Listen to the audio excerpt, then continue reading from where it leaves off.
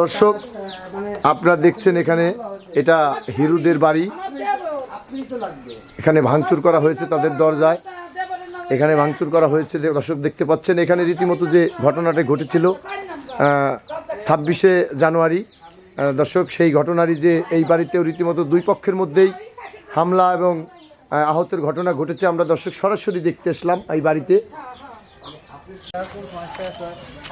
দর্শক 26শে জানুয়ারি এই যে চরলক্ষ্মীপুরে যে সংঘর্ষের ঘটনা ঘটেছিল সেখানে আমরা এসেছি।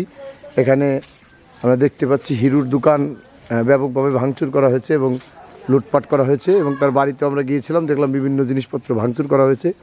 তারা বলছিলেন যে এখানে সন্ত্রাসী হামলা হয়েছে জমি নিয়ে, তাদের পৈতৃক বাবার সম্পত্তি দাদার সম্পত্তি বলে তারা দাবি করছিলেন। তার স্ত্রীর সাথে আমরা এখন কথা বলবো। এখানে আমার ঘর বাড়ি কি ভাঙচুর করছে, এইভাবে ভাঙচুর শুধু এইটাই না, আমার গোয়াল ঘর গরুর ঘর ওই কলপা সব ভাঙচুর করে ফেলছে আমার এখানে। আমি মোহাম্মদ হিরু সর্দারের স্ত্রী। আমার এই যে পিছনের যে জমিটা দেখতেছেন, এই জমিটা আমার শ্বশুরের আমল থেকে আমার স্বামীরা এই পর্যন্ত 50 বছর ধরে খাচ্ছে। আমিও ধরেন এই বাড়িতে আইছি 20 বছর, আমিও দেখতেছি। হঠাৎ করে এই সবুজ সর্দাররা এই জমির দাবি করে ধরেন একটা মারামারি সৃষ্টি করছে ঝামেলার। সেই ঝামেলার সৃষ্টিতে আমার স্বামীদের নামে মামলা, মিথ্যা মামলা দিয়ে হয়রানি করে এখন ধরেন বাড়িঘর ছাড়া করছে।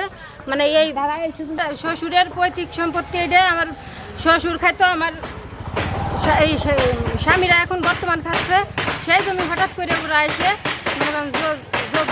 মামলার বিষয়টা আপনার স্বামীদের যে মামলাটা কি মিথ্যা না সত্যি? হ্যাঁ, আমার স্বামীর নামে, আমার স্বামী সহ আমার ভাসুরদের নামে যে মামলাটা দিছে ওরা একবারে সম্পূর্ণই মিথ্যা বানোয়াট মামলা এটা।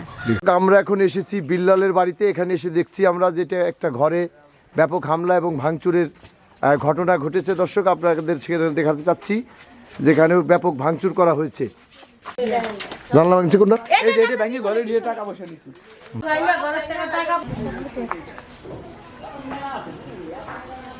পাইছে 23, আর আমার দেওয়ারের কাছে হই মেম্বারের কাছে কিনছিল 20, মোট পেশা 43। তাই ওই 43 আমরা এক জায়গায় খাতাম। আমার স্বামী আবার একটু রাগি ছিল বাবা, তাই বাইরে কইছে যে বাইরে তোর দাগে দাগে দিল, তুই মাছ আছে নারাই করবে না, তুই এক দাগে খা, আমরা অন্য অন্য জায়গায় যাই। তো ওই জায়গায় আমরা 43 খাতাম। মনে করেন না 25 বছর আমরাই খেতেছি। এখন কি নিয়ে ঘটনা?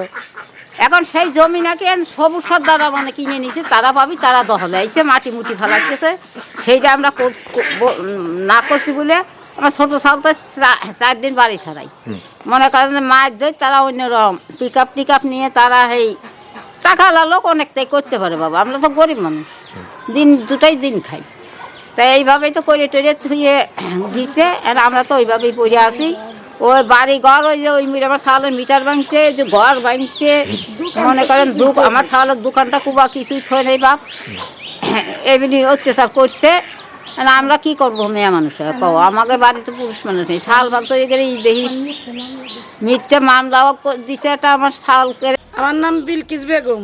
চাঁদাবাজি খায়, আমার দেওয়ার নাকি ঘুষ খায়, কামাই রুজি কর নাই। এগেরে আমার দেওয়ারকে ধরি মারি হেলা দিবের কইছে। দেওররা কারা? আমার দেওয়ার হিরু দানই ওই পাশে কাদের আর বিল্লাল ওই পাশে এগেরে মারি হেলা দিবের কইছে। আমার দেওয়ার নাকি খালি মানে মানসির কাছে চাঁদা নিয়ে খায়। এখানে জমি মাপতে আইছে, তো আমি এসে দেখি যে সবাই সালিশের মতনই একটা বৈঠক বইছে। তো ওখানে কথাবার্তা ফাইনালি হয়ে যাচ্ছে। তারপরে শেষে ওই জমি সূত্র নিয়ে পুরানো আমার দাদিরা সবাই এখানে অনেক দিন ধরে এই জমি আবাদ করতেছে এবং কি বসবাস করে আসতেছে। এখন এই সবাই মিলে এসে এই কাগজপত্র সব কিছু দেখছে। এখন এখানে সবাই যার যার মতন কাগজপত্র নিয়ে আসার জন্য অনুরোধ করা হয়েছে, কিন্তু আসে নাই। সেই সূত্র ধরে এই বাইরের থেকে লোকজন এসে এলাকার ভিতরে ঢুকে আমরা চিনি না, সন্ধ্যার সময় এসে আবল তাবল উল্লাস করে মানে ভাঙচুর শুরু হয়ে গেছে। এই লোকজনগুলি আসছে কার নেতৃত্বে? এই লোকজন কার নেতৃত্বে আসছে আমি আসলে জানি না, কিন্তু ওখান থেকে ভবানীপুর থেকে চলে আসছে। কারণ কার নির্দেশে আইছে আমি এটা বলতে পারবো না। আসে কি ভাঙচুর করলো আপনাদের এখানে? আসে যে আমার চাচার দোকান ভাঙচুর করছে, বাড়ি এসে সবকিছু ভাঙচুর করছে। এই হলো অবস্থা, আমি এইটুকুই জানি। আমার দেওয়ার বিচার সালিশ করে 3rd লোক উনি সেখানে গেছে, তার বাবদে ওই জায়গা জমি তাদের তারা বুঝে নিছে, কিন্তু বিনা দোষে আমার দেওয়ারের ধরে মারছে। আর তারপরে আমরা আমার দেওয়ারে নিয়ে হাসপাতালে গেছি, আমরা কিছু জানি না, অথচ এই দিক দিয়ে ওরা আইসে কারা কি করছে না করছে আমরা কিছুই বলতে পারবো না। আমরা যখন বাড়ি আসছি আইসে দেখি আমাদের লুটপাট মানে ভাঙচুর করে, আমাদের বাড়ি কিছু নেই, আমাদের বাড়ির পাশে একজন ভাড়াটিয়া থাকে, ঢাকা থেকে আসছে, ওনারা ভাড়া থাকে, উনি এসে আমাদের খবর দিতে ভাবি আপনারা সরেন, না সরলে কিন্তু আপনাদের বাড়ি করে আগুন ধরা দিবি। আমরা জানের ভয়তে যার যা কিছু ছিল সবকিছু ফালা টালা তুই বাচ্চা কাচ্চা নিয়ে সরে গেছি।